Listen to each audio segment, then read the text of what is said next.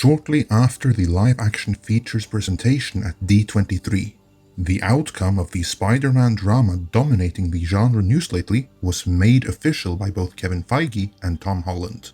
Spider-Man is out of the MCU, as Sony won't renew the rights-sharing agreement. The narrative the past week has been that Disney drove Sony to this by making ridiculous demands.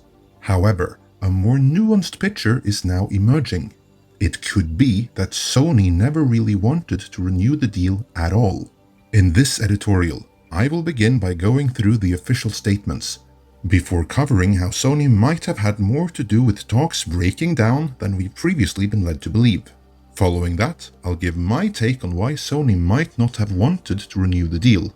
And finally, what this means for both the MCU and for Spider-Man, who is now back at Sony.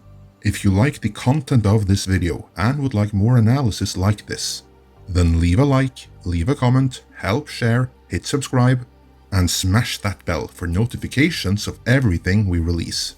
With that mandatory plug out the way, let's dig into it. Leading up to D23, there were those who thought the whole thing was a PR stunt, intended to drum up attention and hype for a glorious Spider-Man agreement renewal and a host of new projects to be announced there. And while you could be forgiven for thinking that, this was sadly not the case. On the contrary, Spider-Man wasn't explicitly mentioned by a word, not until after D23, when Entertainment Weekly were able to drag some comments out of MCU chief architect Kevin Feige and Spider-Man himself, Tom Holland. Holland said, basically, we've made 5 great movies. It's been 5 amazing years. I've had the time of my life. Who knows what the future holds? But all I know is that I'm going to continue playing Spider-Man and having the time of my life. And it's going to be so fun. However we choose to do it, and the future for Spider-Man will be different, but it will be equally as awesome and amazing. And we'll find new ways to make it even cooler somehow. Which, of course, he's going to say. For despite having unfollowed Sony on Instagram in the last few days, his publicist will have reminded him that he is still contractually obligated to do one more Spider-Man movie for Sony, and getting that extended to even more movies would be beneficial for his career, even if it's outside of the MCU. But what he is saying, in not so many words, is that Spider-Man is indeed out of the MCU, and things will be very different now, because Sony can't explicitly reference anything that happened in the MCU. They can't even reuse any of the costumes. Kevin Feige further confirmed Spider-Man is done in the MCU by saying, I'm feeling about Spider-Man gratitude and joy. We got to make 5 films within the MCU with Spider-Man, and 2 standalone films and 3 with the Avengers. It was a dream that I never thought would happen. It was never meant to last forever. We knew there was a finite amount of time that we'd be able to do this, and we told the story we wanted to tell, and I'll always be thankful for that. Unlike the more, shall we say, charged comment Sony issued on the situation a few days earlier, and I'll get back to why that was inflammatory in a bit. This was the right diplomatic thing to say. He didn't even reference Sony or attempt to speak on their behalf. He merely expressed gratitude for the opportunity to do what they had done over the past 5 movies. Those 5 movies did of course set up Spider-Man to have an elevated presence in the future of the MCU. Tony Stark even agreed to sacrifice himself because he knew Spider-Man would be around to pick up the slack.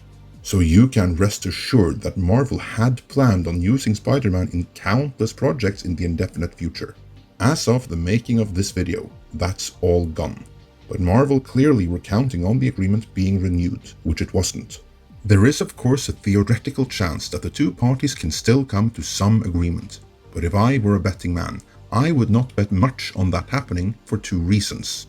The lesser of them is that Sony may have burned one bridge too many with Disney. The bigger one is that Sony seemingly had no real interest in renewing the deal in the first place. One thing we always stressed in our earlier coverage of the situation is that all reports came primarily from Deadline Hollywood, secondarily The Hollywood Reporter, and both of them did in all likelihood receive their information from sources within Sony, and Sony only, at least for the first cycle. The earliest coverage was slanted in favor of Sony, Now, I'm not accusing either publication of running anyone's errand here. What I am saying is that at the time of initial publication, they had what may have looked like the full puzzle, but central pieces were either missing or misplaced, which is why the original scoops have been updated several times, as new sources have come forward and added ever more pieces to the puzzle. Early on, and we covered this too, the narrative was that despite Sony being the ones with the upper hand here, Disney were the ones driving the hard bargain.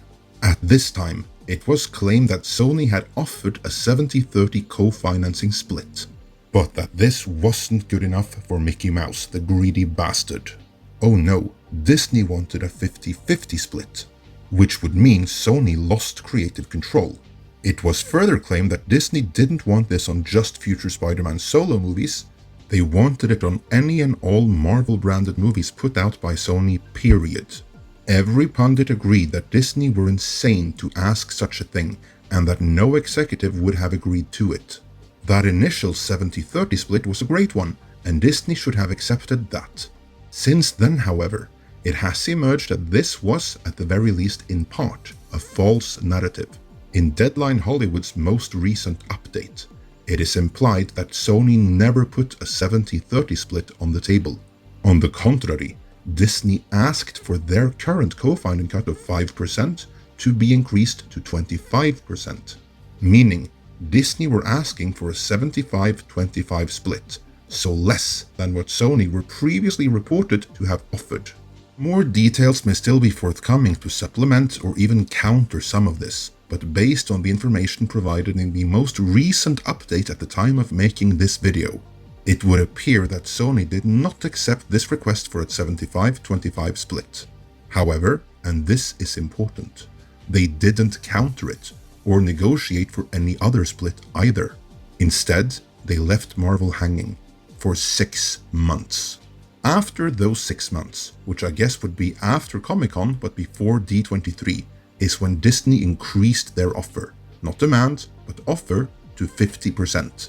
From what I understand, the intention wasn't so much, give us half your money and creative control, haha, so much as it was, look, we really want this deal to happen. We want Spider-Man to stay in the MCU, and we want those other spin-offs to be legit MCU movies as well. We're prepared to offer to pay 50% of production costs, so you can make more movies for less risk, and that way cash in half the box office for more movies than you otherwise could put out. What say you? Haha. You will excuse my crappy Mickey impersonation. I don't know what Sony said exactly, but whatever it was, it seemingly convinced Disney that there was no way forward here, which was when Disney called the whole thing off. Then Deadline Hollywood broke the story and Sony issued their statement, where they, on Disney's behalf, stated that Marvel had decided to walk away from further talks, as Kevin Feige was too busy to deal with Spider-Man on top of all the other projects. In other words, Sony washed their hands of any blame and pointed towards Disney and Feige as the culprits behind Spider-Man no longer being in the MCU. Even Deadline Hollywood called BS on that statement, as they've made it clear that not only did Feige have the time, he had a strong desire to and every intention of overseeing Spider-Man to boot. Within this emerging, more nuanced context, that was something of a rather nasty statement from Sony to issue, in that they presumed to speak for Disney while planting their own narrative. And them doing so may well have burned bridges and made further talks with Sony even more difficult than they were to begin with. And honestly, I think Sony are fine with that, as they might not have really wanted to renew the deal in the first place. Let's break down why Sony might want to take Spider-Man back.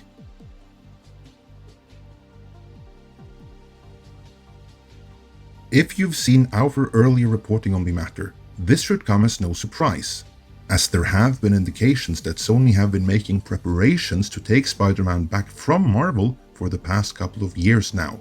From the Sony hack, we learned that it was Sony corporate in Japan that instructed the Spider-Man ride-sharing deal to happen, and the chairman of Sony Pictures at the time, Amy Pascal, was the one who had to sign off on it. She was the point of contact between Sony and Marvel, and that was fine, because she and Marvel had an overall constructive working relationship. Say what you want about her, but on her watch, Marvel relations seem to be at an all-time high, as that reportedly is her key strength as an executive, building and maintaining relationships.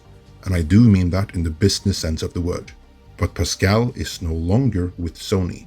She is still contractually locked in with future Spider-Man movies, yes, but only as an independent producer. She is no longer the point of contact between Sony and Marvel. Tom Rothman has replaced her in that capacity. Not a great replacement, as he, judging from numerous complaints issued against him, isn't that good at building and maintaining relationships, and his relationship with Marvel is certainly a strained one. Case in point, a few years back, prior to Disney buying Fox, there were reports that they had to take down any and all X-Men and Fantastic Four posters at Marvel's offices, lest Ike Perlmutter have a fit of rage and tear them down from the walls with his teeth. What triggered Perlmutter so was that just seeing the Fantastic Four and the X-Men reminded him of Fox. More specifically, they reminded him of Tom Rothman, the bane of Marvel properties at Fox. When Rothman was fired from his job there, Marvel were, from what I've heard, glad to be rid of him, but now they have to deal with him again on all things Spider-Man. Rothman may be skilled at running the operations at the studio, and he is great at producing more dramas and Oscar-bait movies. No one can take that away from him. But where genre movies in general and comic book movies in particular are concerned though, his track record is, well, honestly pretty awful. Remember, this is the guy who cancelled Firefly, insisted Alien v Predator must be PG-13 and set on contemporary Earth, chased Bryan Singer away from doing X-Men 3, mandated Galactus be a cloud in Rise of the Silver Surfer, and he's the one who micromanaged X-Men Origins Wolverine, including issuing the order that Deadpool's mouth be soon shut. However, his stance on genre movies may have shifted a little bit since then. From The Hollywood Reporter, we learned that it was at Sony that two other executives were able to convince Rothman that he shouldn't see comic book movies as a fad that would eventually go away, which he probably was hoping for up until then, but as genres within a larger genre, and presumably something that is there to stay. The result of that lesson, according to The Hollywood Reporter, was Venom, although I would argue that it goes beyond Venom. You see, Venom isn't just a standalone movie, but Sony's Iron Man, in that Venom marked the beginning of the planned Sony Spider-Man spin-off cinematic universe, that I like to call Venomverse for short. But what it really is a competing Marvel Cinematic Universe made up of Spider-Man's villains and supporting characters. It couldn't include Spider-Man himself, of course, not while the deal with Marvel was still in play, but for Sony, having a Marvel universe of their own is a pretty tempting idea, especially since they don't have to give as much as a dime of what they make on it to Marvel or Disney. Also, if things for one reason or the other should go south with Marvel, they could even take Spider-Man back and put him into this universe of theirs. It might even be in their best interest to do just that. See where I'm going with this? While Venom wasn't received very well by critics, it was a smash hit at the box office. And if you like the idea of Spider-Man being in the MCU, that was the worst thing that possibly could have happened. We always maintained that if Venom had flopped, Sony would have scrapped all the other planned Venomverse movies and not only renewed the deal with Marvel to keep Spider-Man in the MCU for the indefinite future, expanded to include the planned Venomverse characters as well, as that would have been the only financially viable option available to them. Alas, Venom was a huge financial success, and that only served to galvanize the powers that be at Sony in their belief that they didn't need Marvel Studios to capitalize on their Marvel characters. Not when the financial success of Venom showed that they could establish a successful Marvel Cinematic Universe all of their own. One where 100% of the spoils goes to them. It was after Venom was a certified hit that Sony greenlit and fast-tracked the next Venomverse movie, Morbius the Living Vampire, and in earnest started developing the one after that, Kraven the Hunter. And Kraven, I think, is real interesting. In October of last year, writer Richard Wenk teased that the Kraven movie would be centered around the Kraven's Last Hunt storyline, and that it might feature Spider-Man. As the movie's writer, Wenck would have known to be more elusive about the possible Spider-Man appearance, because in the event that the deal with Marvel was extended, Spider-Man by rights should have been off limits. That he still so explicitly teased Spider-Man, either suggested that the movie would be sanctioned by Marvel and released as part of the MCU, or that Sony would have taken Spider-Man back by then. In retrospect, the latter seems the more likely option, even if there were rumors that Marvel wanted to reimagine Kraven as a Wakandan. Another point of interest is that in the Sony hack, we learned that after Andrew Garfield got himself fired and thus ended The Amazing Spider-Man 3, Sony were forced to reboot again, with or without Marvel. The faction within Sony that wanted to keep Spider-Man suggested using Kraven the Hunter as the venue for rebooting the character into a new universe with a new actor. Now, I'm not saying that Sony decided years ago that they were taking Spider-Man back, but I do think they were exploring the feasibility of making their own Marvel universe and putting Spider-Man in it. If they could make that work, that could be more lucrative for them than continuing the deal with Marvel. Venom was certainly a good start for them, as it did well at the box office. It did poorly with critics though. If only Sony could have won over the critics too. December of 2018 saw the release of Spider-Man Into the Spider-Verse, the animated feature made without Marvel's involvement. It did okay, but not great at the box office. However, it did what Venom did not, as it won over critics. It would win them over to such an extent that it even won the Oscar for Best Animated Feature at the 91st Academy Awards, becoming the first animated movie not affiliated with Disney to do so for almost a decade. That might have galvanized Sony and their intention to take Spider-Man back even further. This may be a coincidence, but as we saw earlier, Deadline Hollywood reported that Sony gave Disney the cold shoulder for a period of 6 months. It just so happens that it's right about 6 months ago that Spiderverse won that Oscar. I think at that point, Sony might have decided they weren't entering any new agreement, as they were leaning more and more towards that they don't need Marvel to capitalize on Spider-Man. Just that is the gist of an August 21st article published in The Hollywood Reporter, in which a Sony insider told the publication that.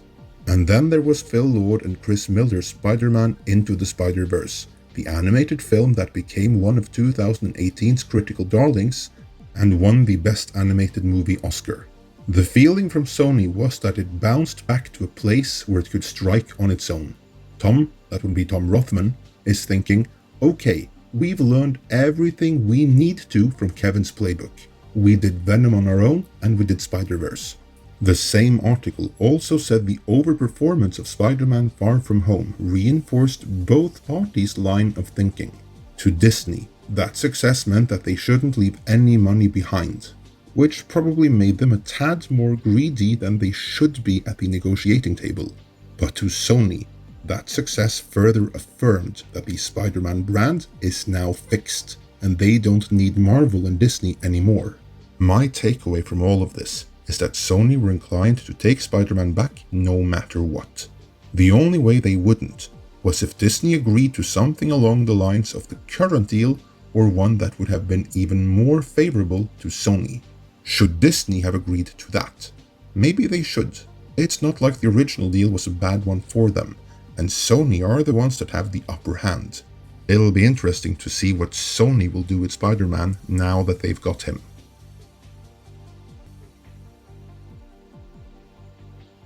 For Marvel, Iron Man's heir is suddenly gone and will never be seen or heard from again, so that's going to be a little bit awkward.